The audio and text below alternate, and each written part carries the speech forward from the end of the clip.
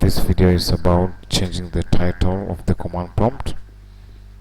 There you go. Type CMD. Right click on it, then run as administrator. Hit enter. Then you type title. Then type the preferred title. Say for me, I'll type my name.